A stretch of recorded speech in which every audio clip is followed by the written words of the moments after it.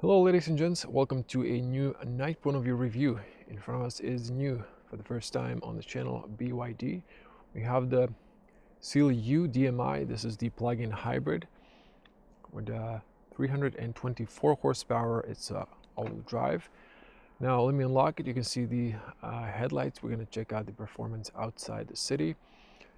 Now this is not your classical plug-in hybrid. It has a petrol inside and two electric motors on each axle. Now we're sitting on 19-inch alloys, but to explain, we have a 1.5 liter petrol with 103 horsepower. It is generating power for the battery to charge it if you don't charge it, but it only charges when you're driving. Also, front electric motor has 204 horsepower, rear is 163, but the combined system horsepower is again 324. Okay, for some reason this street light is not working, but I think you should see fine. Car locked itself. You can see this animation when you unlock and lock the car, and let me just press twice here to open the power tailgate. So very spacious, well illuminated here. Just to quickly show you that, so we can get inside and head out. You can press to close there.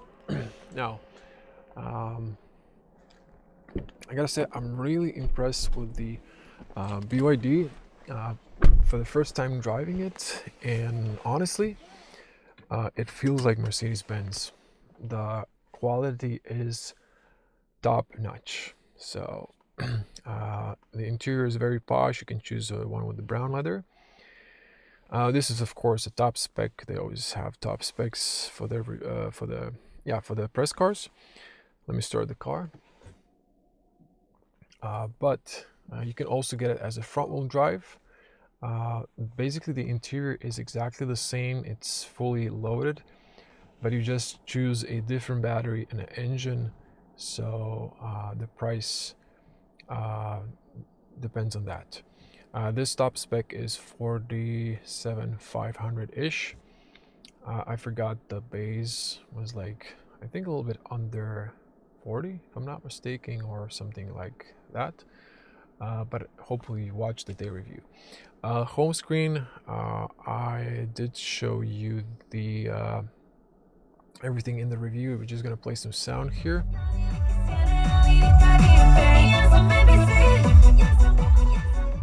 So I gotta say, Infinity speakers, if I'm not mistaken, and the sound is amazing.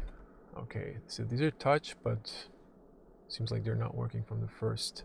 Oh, it works now. Anyways, excellent sound system. We're going to have navigation that's embedded. There is Apple CarPlay and Android Auto, but this one really looks nice, so I'm just going to use that. There's a heads-up display. You might not see it now because of the lights shooting the wall. It's also white. Yeah, before we head out, there's this. You can tell the screen, and it's unusual, but you can see like a different longer portrait of the city, but I like to keep it in the landscape instead of portrait. And just to show the cameras real quick, wow, the avatar looks almost like a game now. Anyways, you can, oh, what? Oh, now it's showing the car here. It used to be without the car. What? Oh, wait. Okay, you can see underneath the car. Oh, okay, if I turn on the 3D, you can see here all of these. So it was raining, so there are some droplets over the cameras, and excuse me, so that's why there's a little distortion. Before we head out, I just want to show you one thing, and this is the energy flow. I think you saw that while I was driving the day point of view driving. I did reset this. I did the consumption test. My battery is now almost empty. When I had a little bit of range, I was driving mostly on the battery. Consumption was like barely under a liter. It's like 0.13 anyways. Sorry, this is confusing with this. I've been driving a little bit with a empty battery, so the petrol kicks in occasionally. It's 2.7 for my standard range test, and this is like total when I picked up the car, and this was my combined power. So you can see here kilowatts, it's 1.3 plus, it says here 4.9 liters of fuel consumption equals to 5.3. That's its estimate. Well, since I did drive the car with the full battery during the day, we have a scenario where the battery is now basically empty. It's like slightly charged, and the car will attempt charging it during this drive. So I will leave this. I hope I explained that well, and we can head out. So that's that. We'll open the panoramic shade. So when we get to avenues, you can see a little bit better interior. Now, okay, first things first, I need to say about the brakes. The brakes are, from the very start, not engaging. You have to press in deeper, and then they're really grippy. So it's kind of odd, but that's the way I guess BYD brakes work. Interesting, but it's something you will get used to, of course, but it's just a bit different.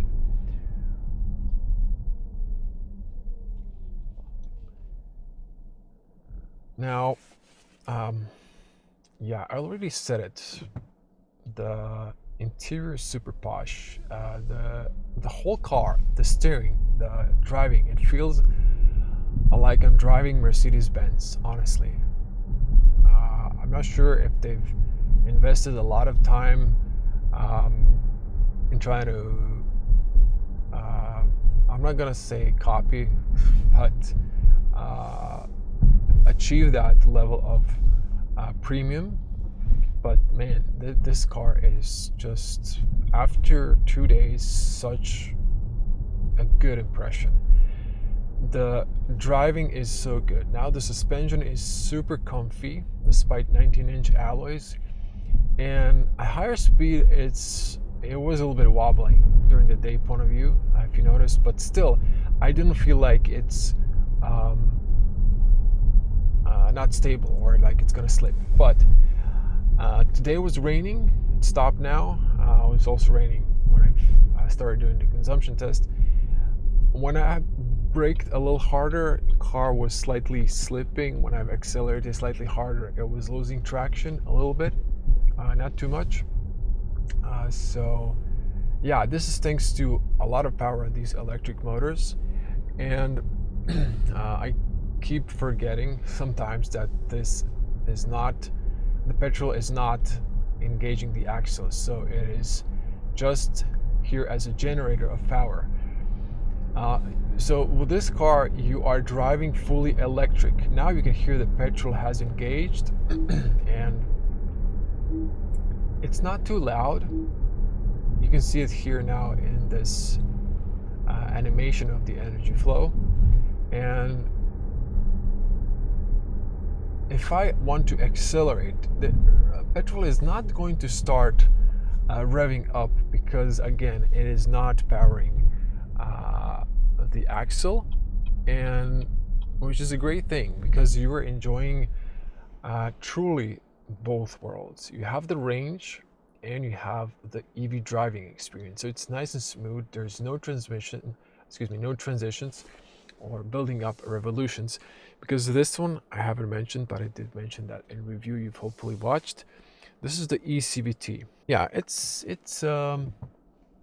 for just general purpose fine, and it just basically, it's an EV, so you don't even need to worry about or think about how it works, because it's just an automatic in an EV. There's no gears to shift, so it just works smooth. and accelerates very nicely. If I kick down the accelerator, petrol will start, I guess, going into a higher rev, starting to generate more power. So if I'm demanding more power, it will go to higher revolutions, I believe. At least that's what I can hear. But I can't say beyond that I know too much about the engine and what it's doing. But for commuting, for cruising, it's excellent. You don't hear it, it rarely engages, and the only time I've engaged it during the day, or not me, but the system, is when I've kicked it into sport mode. So that's that. So really interesting experience, I gotta say. Now, this car is big, it's very comfortable, it's very stable thanks to all the weight in the battery. There's maybe like slight leaning in the bends if you're harsher, but it is really stable thanks to the all-wheel drive, and again, you're carrying a battery. The battery is 18.3 kilowatts, and it's an LFP battery. That's a huge advantage in longevity. So it's going to last longer, it has more cycles. School zone ahead. And this is one of the reasons why this is a great purchase, because in other plug-in hybrids, in the classical ones when the petrol engages the axle, this one is less prone to having a dead battery or faults in the long run. BYD has 8-year warranty, 6-year warranty on the car, so 8 years, for the battery and the drivetrain, so you should be safely covered. The little beep sound that's a little bit annoying is the ADAS feature, and I forgot to turn it off, but that's the thing with the new cars, so yeah, I just have to say here, stop annoying me for this drive, and that's that. So I can slightly hear the petrol when I accelerate, but the acceleration is just smooth and fast because it's through electric motors. And I gotta say, I think this is a perfect setup for those of you who are skeptical towards going fully electric, and you want to have range, but you still want to maybe experience the EV driving. Now it's charging the battery and it's on, and I can feel a slight vibration for the brake, but it's the loudest that I've heard it so far. I think now it's in this battery charging mode. Sorry, so see, because of this, I don't see the traffic light at all. This big bezels around the lane assist camera and the rain sensor. Now let me just see one thing here. Energy. So yeah, you can see here like a bigger energy flow. If I go to standard here, excuse me, that's braking. So I have it in the highest, but it's really not that aggressive when into recuperating. It was something else I thought I wanted to show you, but I'm not gonna dive through the menus. It's too many steps. The infotainment is really good, but for some things there's just too many menus inside menus for like turning off that pesky speeding alert, because here we have 10%, so I'm always going to drive slightly faster. But otherwise, I gotta say this car feels amazing and super posh. I will go tomorrow to Zadar, and I might do a separated video of the consumption. I will charge the battery fully, and by the way, charging speed on AC is 11 kilowatts, and it has also a DC charger. which is 18 kilowatts. So in 1 hour, your battery should be full. And actually, I might try that tomorrow instead of the AC. You could use Siri on your car after connecting Apple CarPlay.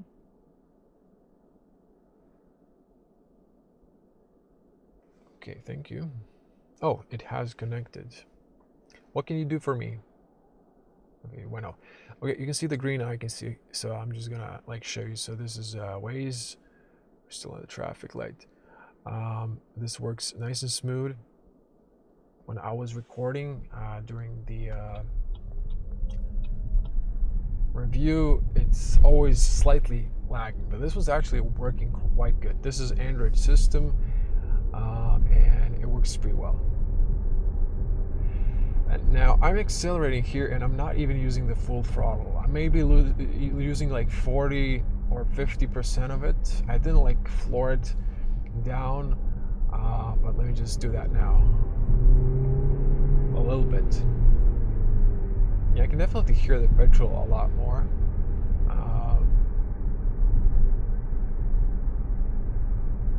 But interesting. This is really also a unique experience, and I'm really kind of excited a little bit because this is something new. I'm reviewing cars now for 8 years, and just generally cars are alike, and it just becomes slightly boring when they're all alike. And I'm quite pleased that there's something new on the test, something that's completely different. Now, I didn't have opportunity to test the Nissan's e-Power. That's the same principle or the same setup, but this is really interesting. I've tested briefly the Nissan Qashqai e-Power, but it doesn't have this much power. This one has, again, 324 horsepower, at least system horsepower, and much stronger electric motors, and it's faster. 0 to 100 is in 5.9 seconds, so it's almost slightly lesser than 6 seconds, which is quite good, and we're going to test that when we get to the part where we test our street lights. Looks like this night is going to be a red light night, but usually it's a green light. Now, I shall, let me see here, mode. Switch to sport mode now. You can see there's just like a red halo above the digital cockpit. And we're going to see how the car works in the sport mode. There's also dedicated EV button and hybrid button, so when the battery is charged, you can tell the car to combine both or just focus driving fully electric. If you're in hybrid regime or mode, then eventually here and there petrol will kick in. It might just recharge the battery a little bit, might prolong your battery life. Also focus on the headlights now on the highway. So I think the auto beam should be engaged. Yep, I can see that.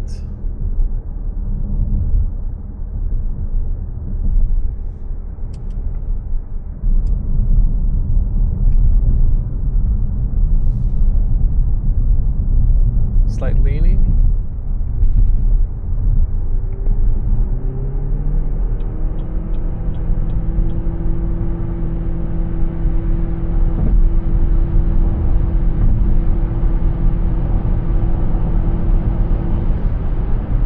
Wow. It's so unusual hearing a petrol and having instant acceleration. It's like driving in an EV and hearing at the same time and feeling the petrol, because I can feel the vibrations. Wow, it's a unique experience, definitely something new. Of course, I will switch back to the normal.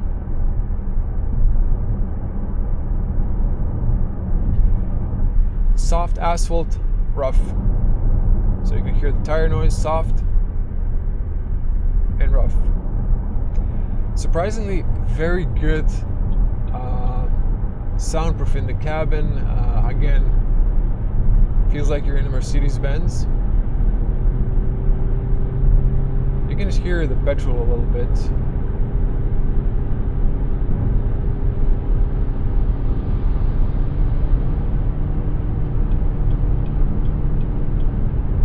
This is a full beam. Now 130, I can mostly hear tire noise. There's a little bit of wind noise, but not too much. Now I've engaged the cruise control, and if I push it to the right, it's going to correct me. It keeps me in the middle, which is excellent. I can control the follow distance. It's going to remind you to keep your hands on the steering wheel, but the cruise control or the pilot works great.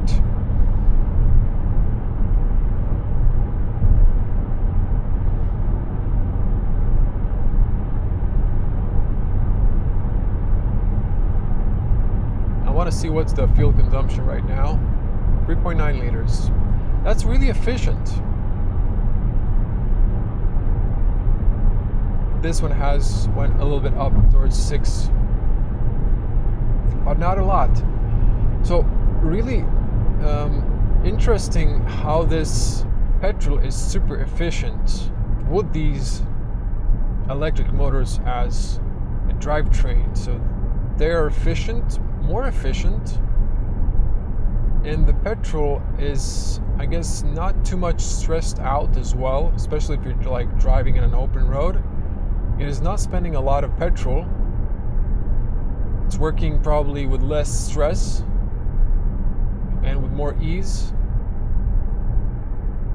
unlike when it's actually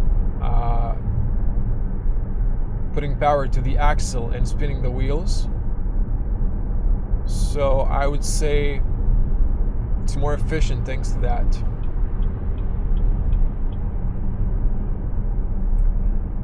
So really, it makes sense that they made this.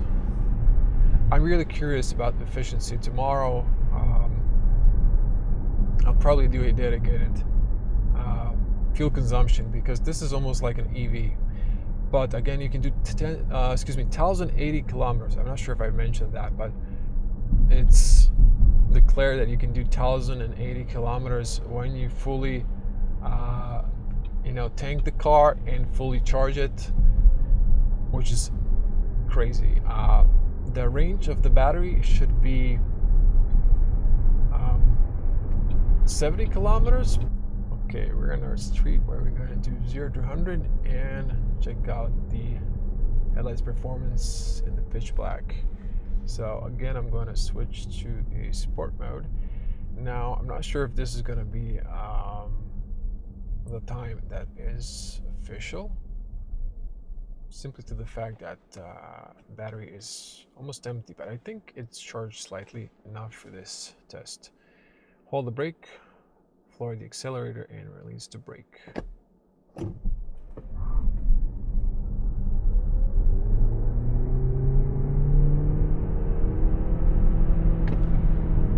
Brake test.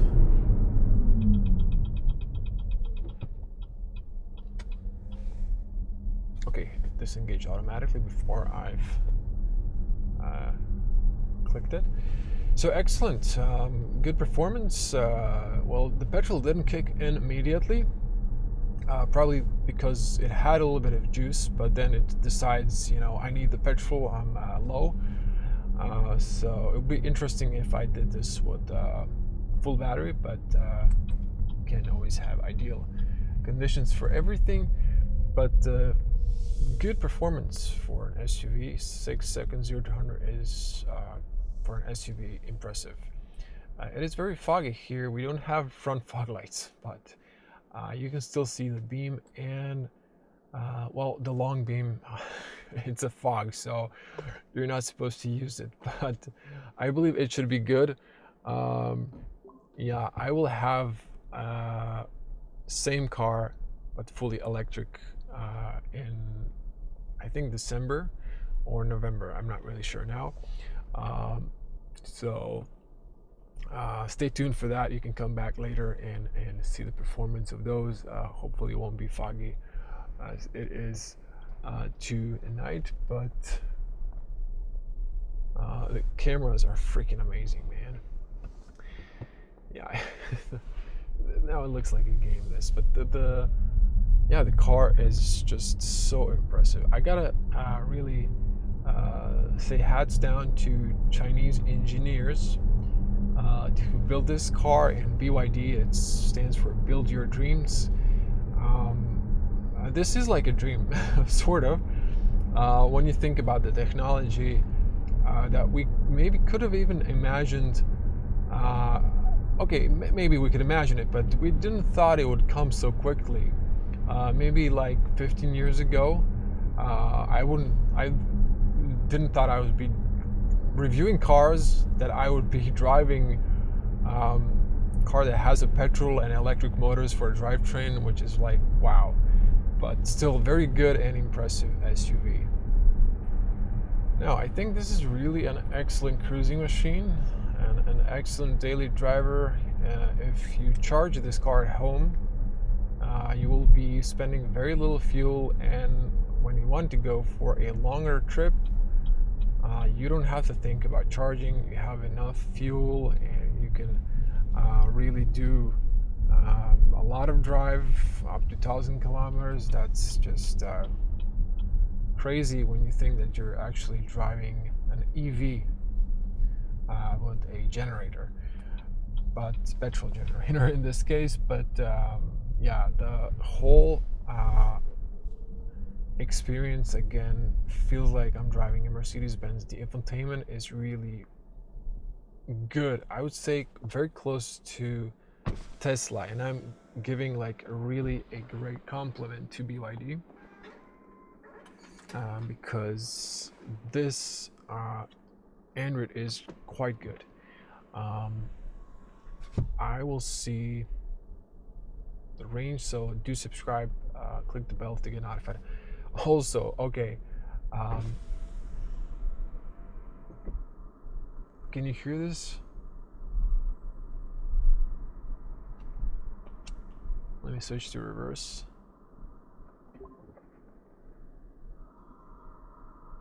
A bit louder, but there's like this humming noise, but it's a very subtle pedestrian warning system. Very subtle, but I like that because it's nice and quiet, and I really enjoy driving in an EV.